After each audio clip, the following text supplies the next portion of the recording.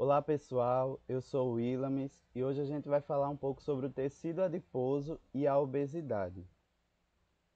Bom, o tecido adiposo é um tipo de tecido conjuntivo especial, que é formado por células especializadas que recebem o nome de adipócitos e são responsáveis pelo armazenamento de toda a gordura do nosso corpo. E nessa imagem a gente observa a parte de especialização, a representação, na verdade, da especialização do fibroblasto até se tornar o adipócito maduro. Bom, algumas características sobre esse tecido. A principal delas é que ele é formado por adipócitos. É o nome que a célula do tecido adiposo recebe. E uma curiosidade sobre essas células: os adipócitos, quando atingem a maturidade, ou seja, quando ficam maduros, eles não fazem mais divisão celular, diferente da maioria das células do nosso corpo. Além disso, essas células não morrem, ou seja, existe um certo período para a formação dessas células e quando se torna adulta, quando essa célula atinge a maturidade, ela não vai sofrer mais o processo de divisão celular. Pouca matriz extracelular. Existe pouca substância entre uma célula e outra desse tecido. E esse tecido é principalmente localizado na hipoderme, que é a região da nossa pele que fica abaixo da derme, logo abaixo da derme. E também é um tecido bastante inervado e irrigado. Bom, existem dois tipos de tecido. O tecido adiposo unilocular, que também é conhecido por tecido adiposo branco, devido à sua coloração branca ou amarelada. E esse tecido é formado a partir do quinto, começa a se formar a partir do quinto mês de vida e vai até os primeiros anos da infância, ou seja, existe um período para a sua formação. Não é a vida inteira que o tecido adiposo unilocular vai ser formado. Pronto. E existe o crescimento hipertrófico ou hiperblástico, que é o crescimento que podem crescer em tamanho, mas não em quantidade de células. A gente falou, existe uma limitação até um certo período. Então ele pode crescer ou ficar murcho, de certa forma. É isso quando ocorre quando a gente engorda ou quando a gente emagrece. As células do tecido adiposo não vão deixar de existir. E sim, essa parte que a gente vê amarela, que são gorduras, elas podem diminuir ou crescer, que é o crescimento hipertrófico ou hiperblástico. Hiperplástico, desculpem. E existe o tecido multilocular, também chamado de tecido marrom, devido também à sua coloração, que vai de um marrom até um dourado. E esse tecido é formado apenas no desenvolvimento fetal.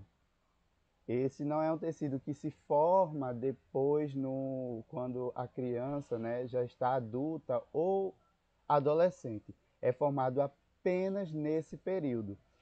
E esse tecido existe uma característica muito importante, diferente do unilocular, ele apresenta muitas mitocôndrias. E essas mitocôndrias garantem uma das funções essenciais para esse tecido, que é a produção de calor. Por isso que muitos recém-nascidos ele possuem muito tecido adiposo unilocular. Então, muitas crianças recém-nascidas elas não sentem tanto frio como a gente, porque existe sempre essa produção de calor. Pronto, e agora as funções gerais sobre esse tecido. Então, a função essencial dele é que ele reserva energia do nosso corpo, reserva gordura, energia na forma de triglicerídeos, lipídios na forma de triglicerídeos, que é uma reserva de energia a longo prazo. Não é aquela energia que você vai gastar naquele mesmo dia, você pode gastar anos depois, e essa reserva de energia é fundamental e importante para o nosso metabolismo. Pronto, outra função muito importante também do tecido adiposo é que ele é isolante térmico e também absorve impactos, serve na absorção de impactos. Por exemplo, existem alguns órgãos do nosso corpo, por exemplo, os nossos rins, que possuem uma camada de tecido adiposo ao seu redor para evitar que ocorra esses impactos entre um órgão e outro, e assim fornecer a proteção do órgão. E até também impactos externos que podem acontecer. E preenchimento. O tecido adiposo preenche vários espaços do nosso corpo. Assim como a produção de calor, como eu falei, o excesso de mitocôndria em um determinado tecido adiposo, o multilocular, garante essa produção de calor e evita muito que, como isolante térmico também, perder muito calor. A perda do calor, na verdade, né? A gente pode ver que o tecido adiposo é muito importante, né? Porque ele garante funções importantíssimas para o metabolismo, para o organismo como um todo.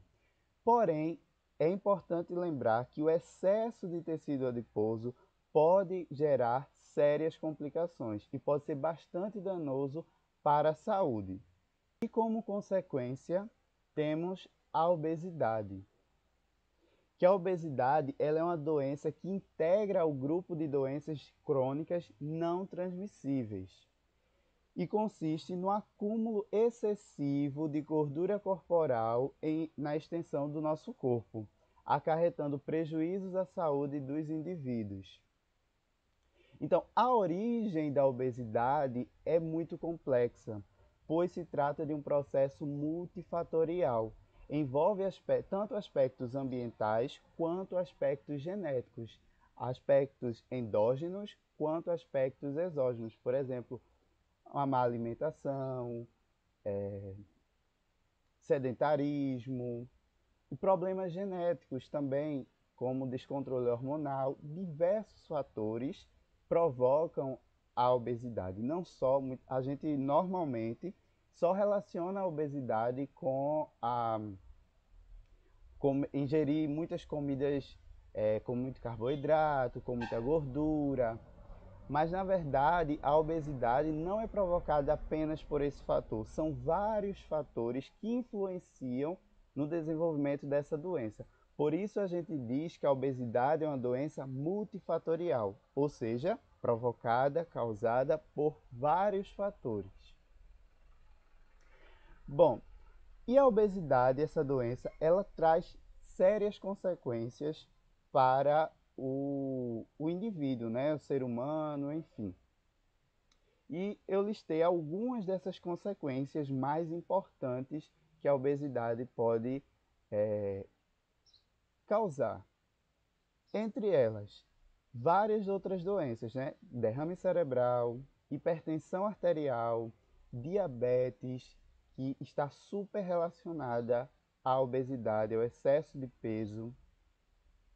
Temos também cálculos biliares, aterosclerose, apneia do sono e infarto. Eu diria que diabetes e infarto estão diretamente relacionados com a diabetes e são as doenças que mais levam a vida de pessoas, né, que mais causam morte no mundo inteiro, inclusive aqui também no Brasil. É uma doença multifatorial, uma doença muito prejudicial para a saúde. E existe uma técnica, né, um procedimento que visa eliminar, né, o que provoca a diabetes, né, que é o excesso de gordura no nosso tecido adiposo. E esse procedimento é a lipoaspiração. Lipoaspiração. Acho que todo mundo já ouviu falar um pouco. E ela também é conhecida como lipoescultura. E é um procedimento cirúrgico estético que remove gordura de diversos locais do nosso corpo, né, de gordura localizada. Normalmente é esse termo que é utilizado, eliminação de gorduras localizadas. E a gordura geralmente é removida através de cânula ou um aspirador, daí o nome lipoaspiração, né? É uma técnica muito utilizada, é um dos procedimentos cirúrgicos mais procurado em todo o mundo. E aqui nós temos a representação dessa figura, mostrando a localização, né, onde as regiões de maior concentração de gordura, né, de tecido adiposo. Bom, aqui mostra como é feito a lipoaspiração, lá na hipoderme, na região onde fica localizado o tecido adiposo, principalmente tecido adiposo. Então é feita essa sucção, essa eliminação de toda a gordura, de todas as células do tecido adiposo. E assim, muitas pessoas fazem esse procedimento por estética, né? Mas existem pessoas que realmente fazem por questão de saúde. E é importante a gente salientar que é um procedimento bem complexo, procedimento que provoca riscos, onde o pós-operatório é bem complicado, é bem lento, e é importante só procurar esses procedimentos cirúrgicos e estéticos quando realmente houver a necessidade e não seguir um padrão de beleza que talvez nem exista. Então é isso, espero que vocês possam ter entendido um pouco. E é isso, tchau.